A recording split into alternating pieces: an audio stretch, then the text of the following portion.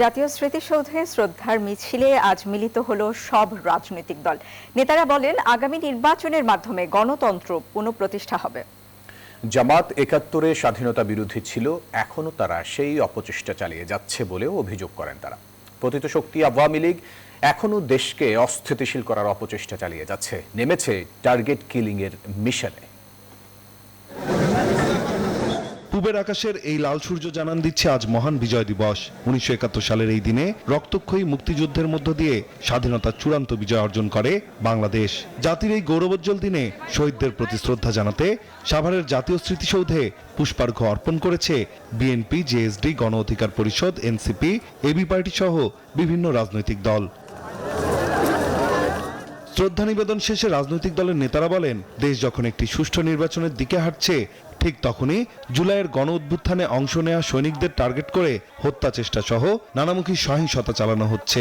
আওয়ামী লীগ যারা নিজেদেরকে সবসময় মুক্তিযুদ্ধের সপক্ষের শক্তি হিসেবে দাবি করেছে, সেই আওয়ামী লীগ কিন্তু গণতন্ত্রকে হত্যা করেছে। যে বৈষম্য, যে হীনমানসিকতার কারণে যার প্রতিবাদে আমরা স্বাধীন হয়েছিলাম, স্বাধীনতা এত বছর পরেও আমরা সেই বৈষম্যহীন সমাজ গড়তে পারি নাই। বাম দলের নেতারা বলছেন, নির্বাচন প্রলম্বিত করার চেষ্টার কারণে দেশে অরাজক পরিস্থিতি তৈরি হয়েছে। এখন নির্বাচন কেন্দ্রিক যতটুকু আমরা সহিংসতা দেখছি, সেটার মূল কারণ নির্বাচনটা করতে না চাওয়ার প্রবণতা।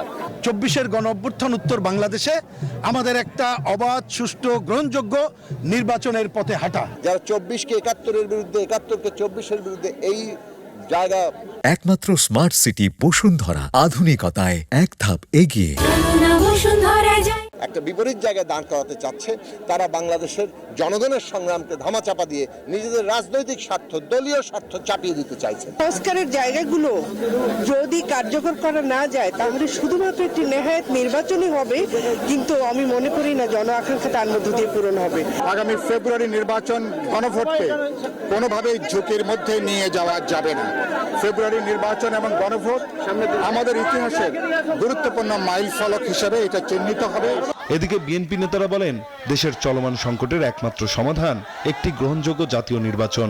গোলাম আজম সহ ওর সাঙ্গ বঙ্গরা যদি জাতির শীর্ষ সন্তান হয়, তাইলে বীর মুক্তিযোদ্ধাদেরকে অপমানিত করা হচ্ছে। ৭১ এবং ২৪ যার যার অবস্থানে সমহিমায় তারা বিরাজিত।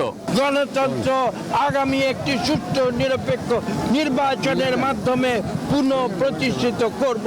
এ সময় এনসিপি আহ্বায়ক নাহিদ ইসলাম বলেন, ৭১ ও ২৪-এর দালালদের বিরুদ্ধে সতর্ক রয়েছে তার দল। নির্বাচন বানচালে ষড়যন্ত্র সফল হতে দেওয়া হবে না বলেও হুঁশিয়ার করেন তিনি। ৭১-এর দালালদের বিরুদ্ধে, ২৪-এর দালালদের বিরুদ্ধে আমরা বাংলাদেশের জনগণ, বাংলাদেশের তরুণরা ঐক্যবদ্ধ আছি। সামনের বাংলাদেশ আমাদের বিজয় আসবে।